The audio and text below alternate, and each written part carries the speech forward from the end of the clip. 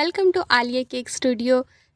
आज मैं आप लोगों से कोई रेसिपी शेयर नहीं करने वाली। आज मैं आप लोगों को बताऊंगी कि अगर आपके पास चॉकलेट स्पंज है और आप गनाश घर में इजीली रेडी कर लेते हैं तो आप उन दोनों को कंबाइन करके केक कैसे बनाएंगे।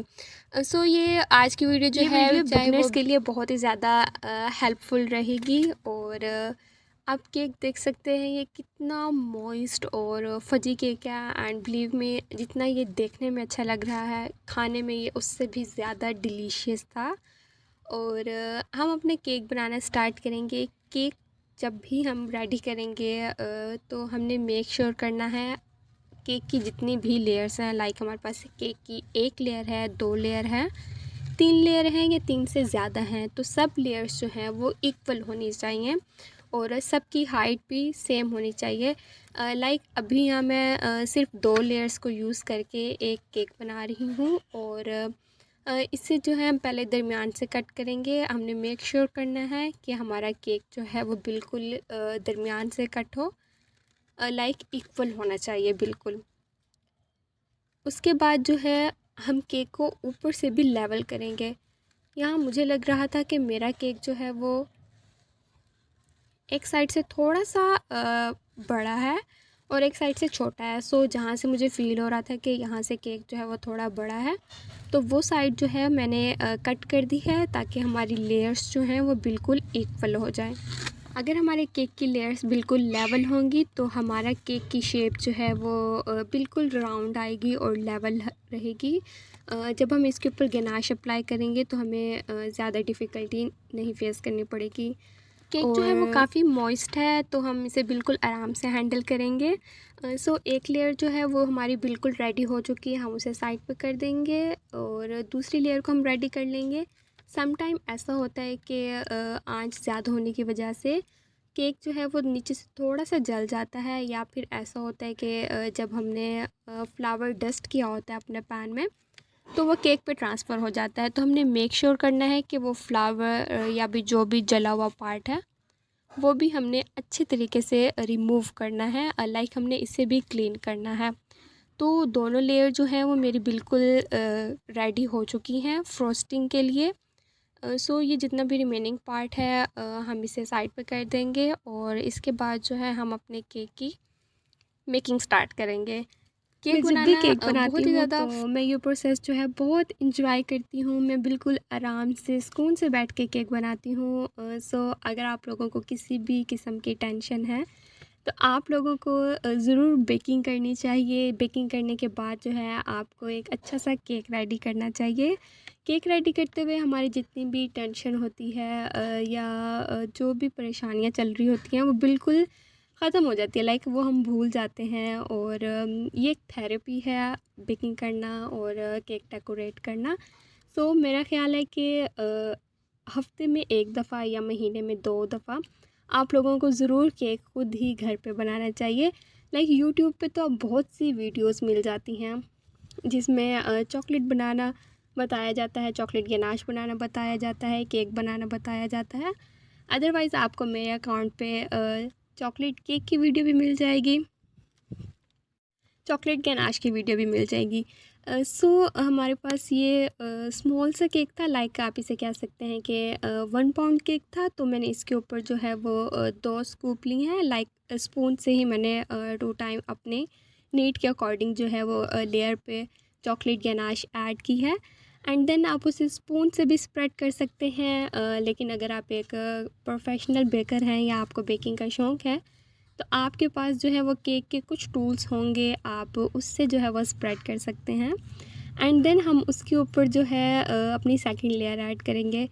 ओके, एक मेन बात जो आई थिंक मिस हो गई है वो ये कि मैं केक को सोक कर रही हूँ। ये मैंने सिंपल मिल्क लिया है जो हमारे पास पैक में आता है, फुल क्रीम मिल्क। आपने अपने केक को जो है उसी से सोक करना है और आपने जब भी केक बनाना है तो फुल क्रीम मिल्क ही आपने यूज़ करना है। नॉर्मल जो घरों में दूध होता है तो हम वो यूज़ नहीं करेंगे, और ना ही अपनी केक की रेसिपीज़ में और ना ही केक की सॉकिंग में। हमने बिल्कुल लाइट सा केक को सॉक किया है। वैसे केक इतना ज़्यादा सॉफ्ट था, ज़रूरत नहीं थी, बट एक मेरी आदत है, मैं ज़रूर करती हूँ। मैं अपने केक को हमेशा सॉक करती हूँ। इससे ये होता है कि जो मिल्क है हमारे केक में ऑब्ज़र्व होता है, तो केक का फ्लेवर जो है थोड़ा ज़्यादा इन्हांस हो जाता है, जो मुझे बहुत ज़्यादा अच्छा लगता है। ओके, सो अब हम अपनी सेकंड लेयर के ऊपर चॉकलेट गनाश ऐड करेंगे। चॉकलेट गनाश जो है वो बिल्कुल मेरा रूम टेम्परेचर पे है, और बिल्कुल ठंडा गनाश जो है आपने केक पे अप्लाई नहीं करना। अगर आपका गनाश जो है वो ज़्यादा ठंडा होगा तो आपका केक सारा टूट जाएगा। सो मेक श्योर करना है कि रूम टेम्परेचर पे ही आपका चॉकलेट गनाश होना चाहिए, जो इजीली केक पे स्प्रेड हो जाए। और मैंने आपको पहले भी बताया है कि अगर आपके पास स्पैचुला नहीं है तो कोई ऐसी बड़ी बात नहीं है। आगे जो मैं केक पे टेक्सचर देने लगी हूँ वो जस्ट इसीलिए ही है कि अगर आपके पास मतलब स्पैचुला या टर्न टेबल अवेलेबल नहीं है तो आप इजीली वो टेक्सचर देके एक प्यारा सा केक रेडी कर सकते हैं। अब हम केक की साइड्स पे भी चॉकलेट गनाश अप्लाई कर देंगे, और आपने इतनी ज़्यादा अप्लाई नहीं करनी कि चॉकलेट ज़्यादा हो और केक कम हो। लाइक बिल्कुल नॉर्मल सी आपने केक की चारों तरफ जो है वो चॉकलेट गनाश लगानी है, और बाकी केक को जो है आपने बहुत ही आराम से हैंडल करना है, अदरवाइज़ ये केक जो है बहुत ज़्यादा सॉफ्ट होता है तो केक टूट जाएगा। बाकी अगर आप लोग चैनल पे न्यू हैं तो वीडियो को लाइक कर दें, चैनल को सब्सक्राइब कर दें और बेल आइकन को दबा दें, ताकि हर न्यू आने वाली वीडियो जो है वो आप तक जल्दी से पहुंच जाए। और इसी के साथ जो है हम अपने केक को अच्छे से चॉकलेट गनाश से कवर कर लेंगे। लाइक कहीं से भी हमारा केक जो है वो नज़र नहीं आना चाहिए, सब भी चॉकलेट गनाश से कवर हो जाना चाहिए। सो अब आपने क्या करना है, आप स्पैचुला को साइड पे रखेंगे और अपनी टर्न टेबल को घुमाते जाएंगे। अगर आपके पास टर्न टेबल नहीं है तो आपने सिंपली जिस प्लेट पे रख के आप अपने केक को डेकोरेट कर रहे हैं, या आपने किसी डिश पे रखा हुआ है, तो आपने उसे बिल्कुल राउंड जो है वो हल्का हल्का घुमाना है। और स्पून की बैक साइड यूज़ करते हुए आप ये टेक्सचर क्रिएट कर सकते हैं। अगर स्पैचुला है तो आप इसी से क्रिएट कर लें, अदरवाइज़ स्पून की जो है बैक साइड यूज़ करके भी आप ये टेक्सचर इजीली क्रिएट कर सकते हैं। सो 3-4 दफ़ा हम इसे घुमाएंगे, लाइक हमारी गनाश जो है वो इक्वली हर जगह स्प्रेड हो जाए और अच्छे से लाइनिंग भी आ जाए। एंड देन अब जो हम टेक्सचर जो है वो केक के टॉप पे क्रिएट करेंगे, और वो भी हमने जस्ट स्पून से क्रिएट करना है। एक्चुअली ये आप स्पैचुला से भी क्रिएट कर सकते हैं, बट मुझे ये था कि मेरे बहुत सारे ऐसे फॉलोअर्स होंगे जिनके पास ना ही तो टर्न टेबल होगी और ना ही स्पैचुला होगा, तो आप स्पून से भी ये सिंपल सा वर्क कर सकते हैं। ये केक जो है इसके लिए ना ही तो टर्न टेबल की ज़रूरत थी और ना ही स्पैचुला की, बट मेरे पास थी तो मैंने यूज़ कर ली। अगर आप लोगों के पास नहीं है तब भी ये केक जो है वो बहुत ही ईज़िली बन जाएगा।